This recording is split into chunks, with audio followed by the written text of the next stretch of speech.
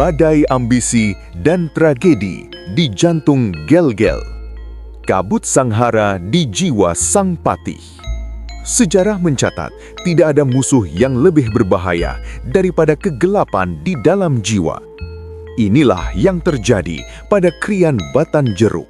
Sifat loba, sesat dan angkuh telah merasuki batinnya, diperparah oleh rasa mabuk akan kekuasaan. Sebagai Mahapatih, ia tak lagi merasa cukup. Ia dihantui kecurigaan bahwa posisinya akan digulingkan oleh paman-paman raja yang tergabung dalam Manca Agung. Meski salah satu dari mereka adalah menantunya sendiri, dendam dan rasa was-was telah membutakan mata hatinya. Obanit Batan Jeruk tahun 1556. Tahun Caka 1476 atau 1556 Masehi, Keraton Sweca Lingga Arsapura Gel-Gel diguncang huru-hara hebat. Batan Jeruk meletuskan pemberontakan yang kelak dikenal sebagai Pebalik Batan Jeruk. Di tengah kekacauan, kekejaman luar biasa terjadi. Seorang putri dari mendiang Dalem Watu Renggong, saudara kandung raja, tewas dipenggal oleh tangan dingin sang patih. Dua putra mahkota yang masih belia, Ide Idewa Pamayun dan Ide Idewa Sagening, terjepit dalam maut. Dalam situasi yang mencekam itu, Idewa Anggungan, salah satu putra Dalem Tegal Besung, mengambil tindakan cepat.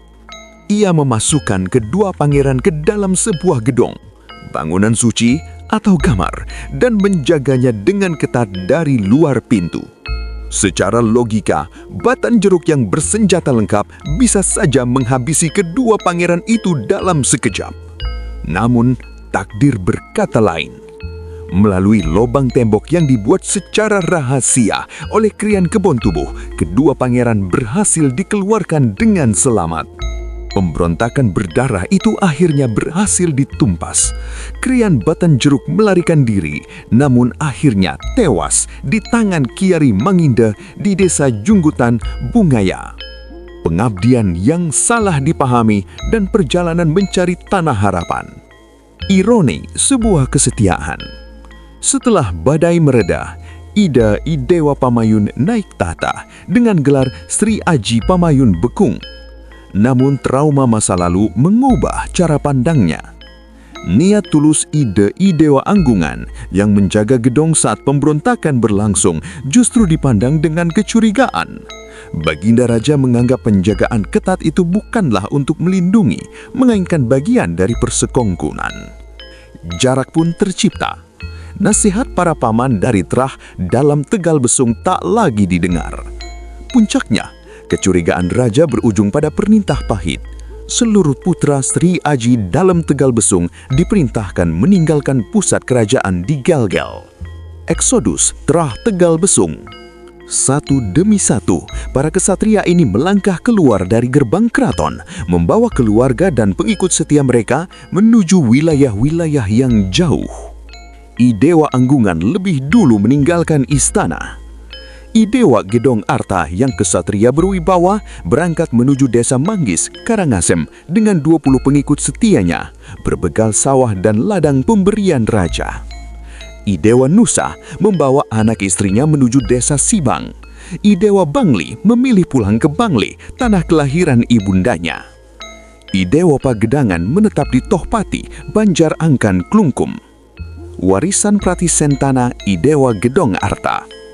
Meskipun terusir, Idewa Gedong Arta meninggalkan jejak garis keturunan yang gemilang.